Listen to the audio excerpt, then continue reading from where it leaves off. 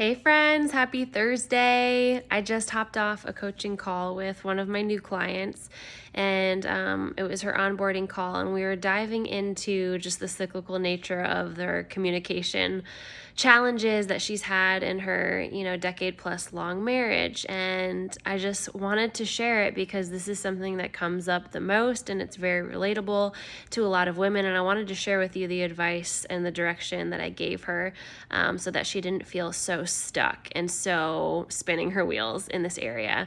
It's time to dance a different dance for a lot of us. And so with communication, she said the same old fight. She gets triggered and feels disconnected, unsupported, misunderstood, and she goes into fight mode. Some of us go into flight mode, some of us go into fawn, some of us go into freeze, but her knee-jerk reaction is fight, which is a really common one. And she goes into, name calling and, just expressing the pain of like, I feel misunderstood, I don't feel supported, it's escalated fighting. And so we went through what I give my clients, this domino drill of kind of what happens when we get triggered. And the first thing that happens when we're triggered, which she pinpointed, it was this comment that her husband made that started the, domino effect, the avalanche of emotions. It starts with that pinpointed thing that's said or a thing that happened, and then our body responds in a certain way. And so I asked her, what happened to your body when he said that? And she said, my muscles immediately went tight and I rolled my eyes. Okay, what messages went through your head? She stopped and she was able to say, okay, these were the thoughts I was thinking. These were the stories that started to play. I was like, here we go again. He doesn't support me. I thought I was doing a good thing, and I'm surprised that he didn't think that this was helpful. And then we went on to, what emotions are you feeling? And she's like, I could fill a whole page on this one. I was like, yep, you could. Feeling angry, feeling mad, feeling hurt, feeling confused, feeling surprised, just like listing out, these are the emotions. And then when we dialed in on like, what was your core need in that moment that was threatened or rattled? And she was able to say it was connection and support, which is something every single human being needs. Like, we're all designed to thrive, and every single human life needs connection and support to do that. And so I was like, what is your knee-jerk reaction when that was threatened? And she told me, like, the name calling, the yelling, the fight. And I said, was that knee-jerk reaction meeting your need of connection and support? Did you feel more connected? Did you feel supported when you responded in that way? She's like, absolutely not. I was like, no, exactly. This is why you're here. This is the good stuff. Okay, so this is the point of power, when you're able to identify, what do I need? And to understand that my knee-jerk reaction is simply my nervous system's way of trying to protect me from harm at all costs, to keep me alive, to keep me surviving. It is the same exact thing when we get triggered by something emotional as a bear standing in front of us ready to maul us to death. Because biologically, we don't live in this world anymore where we were usually threatened by bear attacks unless you're like hunting and stuff like that. But like ancestrally, biologically, our nervous systems have been designed to keep us safe in life-threatening situations. And so today, the life-threatening situations are often more ego-related. It's not actually that, unless we're in an abusive situation, and, I'm not saying that's not common, but in this example of communication, it's not her life that's being threatened.